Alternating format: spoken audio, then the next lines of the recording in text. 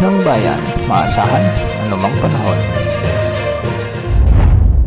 Magandang araw po sa ating lahat. Narito na ang pinakuling update sa magiging lagay ng ating panahon sa araw na ito at sa mga susunod na araw. Nalusaw na ang dating bagyong Uwan at wala na itong direktang epekto sa anumang bahagi ng ating bansa. Samantalang umiiral naman ang Intertropical Convergence Zone o ITCZ na nagdadala ng maulap na kalangitan at mga pag-ulan sa bahagi ng Mindanao at ilang bahagi ng Visayas, particular sa eastern portion ng Visayas at central Visayas. Makikita nga natin sa ating satellite animations na may mga kaulapan na nagdadala ng maulap na kalangitan at mga pag-ulan dito. Ang Intertropical Convergence Zone, ito yung banggaan na malamig at mainit na hangin mula sa northern at southern hemisphere. Dito rin nabubuo yung mga LPA o yung breeding ground ng mga samalang panahon. Kaya sa mga susunod na araw ay may posibleng mabuong samalang panahon o LPA na nakapaloob dito sa ITCZ na ito. Samantalang malinis naman ang kaulapan sa bahagi ng northern at central zone.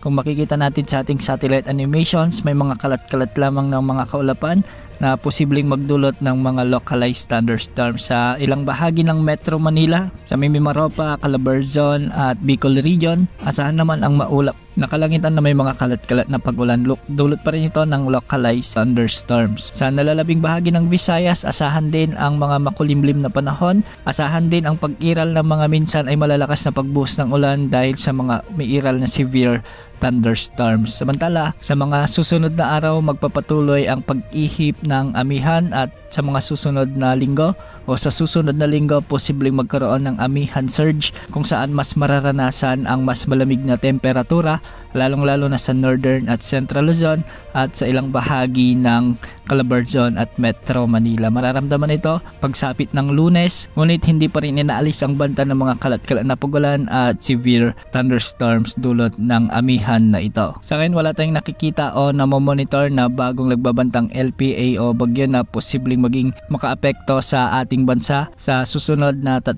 hanggang 5 araw. Tabayan na ng mga susunod na updates sa lagay ng ating panahon. Yan mo lang latest. Ito po ang weather update ng bayan, maasahan anumang panahon.